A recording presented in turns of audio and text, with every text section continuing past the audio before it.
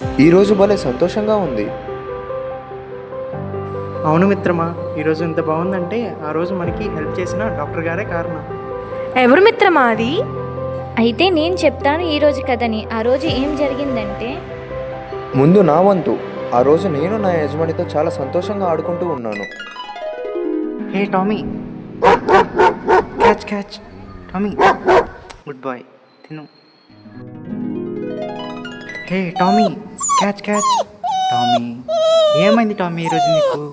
ముందు బాగానే ఉన్నావు కదా, తిను టామీ రా. అవునా? అసలు ఆ తర్వాత ఏమైంది మిత్రమా? ఆ రోజు నాకు చాలా విపరీతమైన కడుపు నొప్పి వచ్చింది. తర్వాత మా ఓనర్ నన్ను క్లినిక్ తీసుకువెళ్ళటం జరిగింది. అలా ఆ నైట్ అంతా నన్ను ఎంతగానో ప్రేమగా చూసుకునే నా యజమానికి కూడా ఎందుకో అర్థం కాలేదు.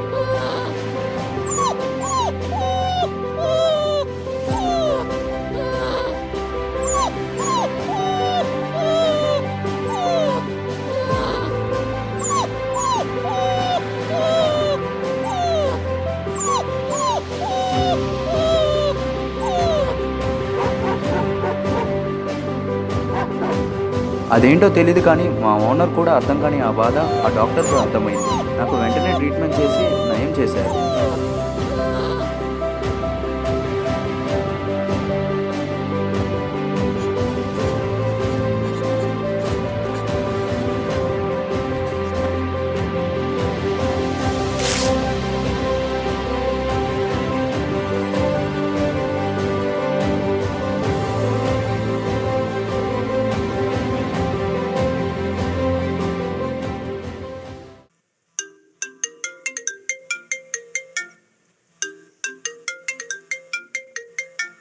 హలో, ఎవరు?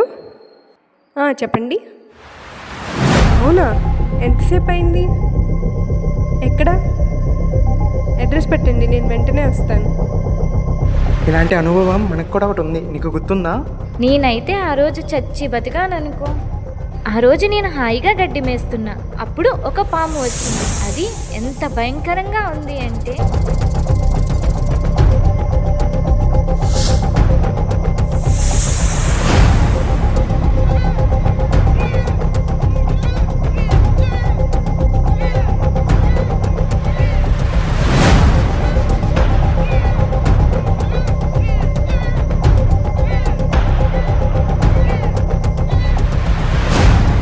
ఆ తర్వాత నేను చెప్తాను ఏమైందో.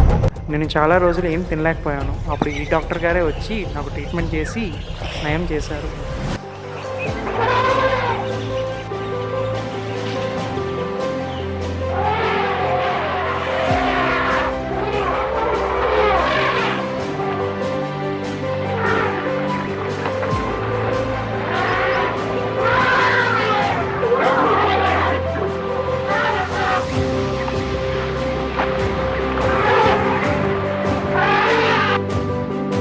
నిజంగా ఇంతలా జంతువులను అర్థం చేసుకుని సహాయం చేసే మనుషులు ఉన్నారా? ఎవరై ఉంటారు? ఏ స్వార్థం లేకుండా ఇంతలా మా కోసం కష్టపడతారా? వారిని చూడాలి. అరే తల్లి, ఈసారి కూడా పంట చేతికి రాలేదు. ఈ నెలలో కూడా డబ్బులు పంపడం కష్టమే.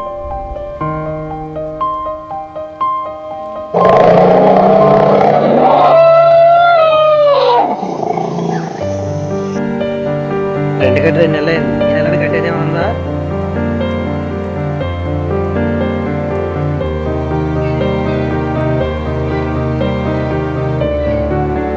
హలో మేడం, ఇక్కడికన్నా వచ్చేది ఏమన్నా ఉందా, లేకపోతే కేసులకు క్లినిక్స్లోనే ఉంటారా?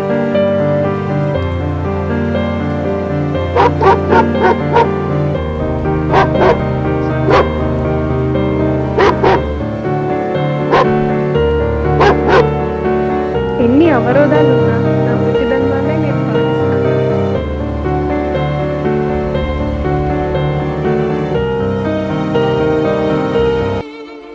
ఈరోజు చాలా కేసెస్ వచ్చాయి, కానీ అంత వర్క్ లోడ్ ఉన్నా వాటిని ట్రీట్ చేసి క్యూర్ అయ్యాక తిరిగి మళ్ళీ ఉత్సాహంగా చూస్తే చాలు, ఆ రోజు చాలా సంతృప్తిగా ముగుస్తుంది. చాలా టైర్డ్ అయిపోయా, ఆకలేస్తుంది, ఏమైనా తిందాం. అయ్యో, తినటానికి కూడా అయిపోయాయా? వాటర్ అన్నా తాగుదాం.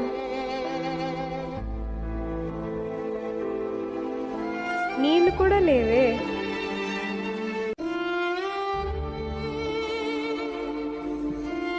సరే బయటికి వెళ్ళేమన్నా తెచ్చుకుందాం. 10 రూపాయలు మాత్రమే ఉన్నాయే.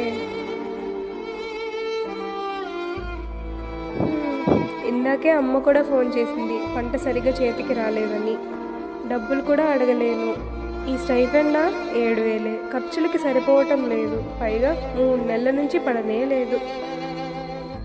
ఏముంది, అలవాటేగా రోజు పస్తులతో పడుకోవటం. మూగజీవాలకు వజన్ చేసే పశువులకు ఇంత కష్టమా? ఇంత శ్రమ పడే వారికి 7,000తో సరిపెడతారా? వీళ్ళను పట్టించుకునే వాళ్ళే లేరా? అయ్యో, నాకు ట్రీట్ చేసిన డాక్టర్కి ఇంత కష్టం వచ్చిందా? నాకు చాలా బాధగా ఉంది. ఈ విషయం ఎలా అయినా నా మిత్రులకి చెప్పి ఏదైనా సహాయం చేయాలి.